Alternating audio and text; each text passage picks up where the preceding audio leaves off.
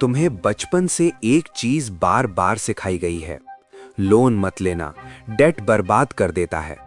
और शायद तुमने ये बात इतनी बार सुनी है कि अब तुम बिना सोचे मान चुके हो।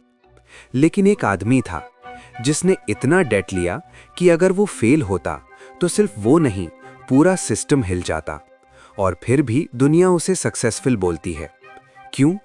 सच ये है कि डेट खतरनाक नहीं होता। डेट एक टूल है, और प्रॉब्लम टूल नहीं होता, प्रॉब्लम होता है कौन यूज कर रहा है।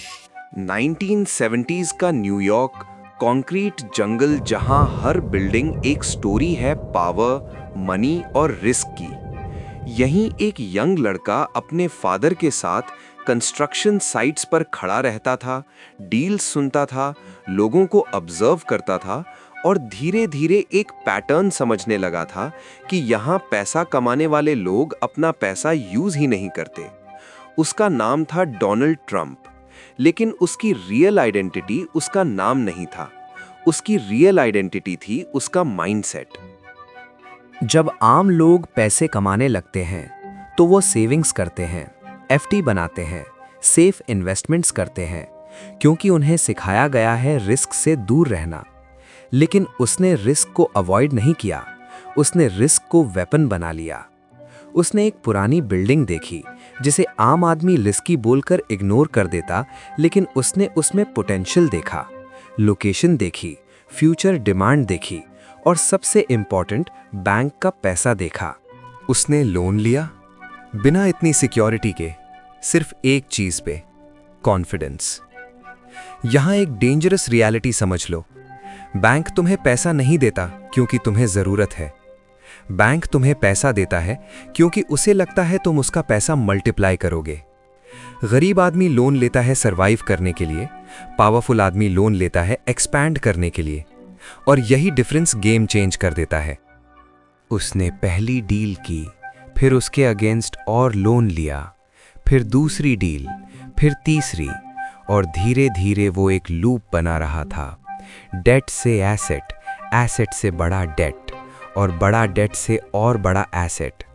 बाहर से लोग देख रहे थे और बोल रहे थे ये सक्सेसफुल है, लेकिन अंदर एक और ही गेम चल रहा था। सब कुछ लेवरेज पे खड़ा था। इतना बड़ा एम्पायर, उतना बड़ा रिस्क। और फिर वो मोमेंट आया जो हर लेवरेज गेम में आता है, क्रैश। 1980s में मार्केट हिल गया, प्रोजेक्ट्स रुक गए, इंटरेस्ट बढ़ने लगा, और एक वक्त आया जब वो बिलियंस के डेट के नीचे दब गया।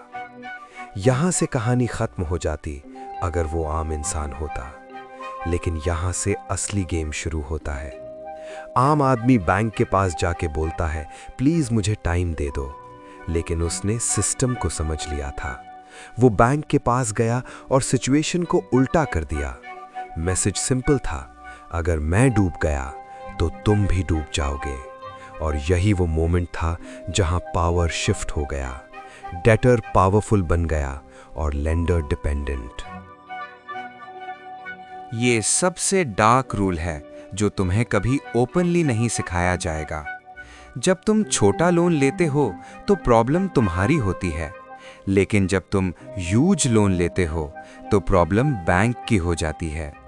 और जब तुम सिस्टम के लिए इंपॉर्टेंट बन जाते हो, सिस्टम तुम्हें गिरने नहीं देता। लोग सोचते हैं सेफ रहना स्मार्टनेस है, लेकिन सेफ रहना तुम्हें रिप्लेसेबल बना देता है। रिस्क लेना और उस रिस्क को कंट्रोल करना तुम्हें वैल्यूएबल बना देता है। अब एक ऑनेस्ट सवाल, अगर तुम उसकी जगह होते, क्या तुम इतना बड़ा रिस्क लेते या सेफ खेलते? कमेंट में लिखो, रिस्क या सेफ। तुम्हें एक सिंपल फॉर्मूला देता है, जॉब लो, ईएमआई भरो, सेफ रहो। क्योंकि सिस्टम को प्रिडिक्टेबल लोग चाहिए। लेकिन जो लोग सिस्टम को समझ जाते हैं वो उसके रूल्स फॉलो नहीं करते, वो उसे बेंड करते हैं। डेट खुद में ना गुड है ना बैड, वो बस एक एम्पलीफायर है। अगर तुम कंफ्यूज्ड हो तो वो तुम्हें डिस्ट्रॉय करेगा, अगर तुम क्लियर हो तो वो तुम्हें मल्टीप्लाई करेगा। गेम पैसा कमाने का नहीं है, गेम है किसका पैसा यूज करके कमा रहे हो। और जब तुम ये समझ जाओगे, तब तुम्हें रियलाइज होगा सिस्टम तुम्हारे खिलाफ नहीं है, तुम बस उसे समझ नहीं पाए हो।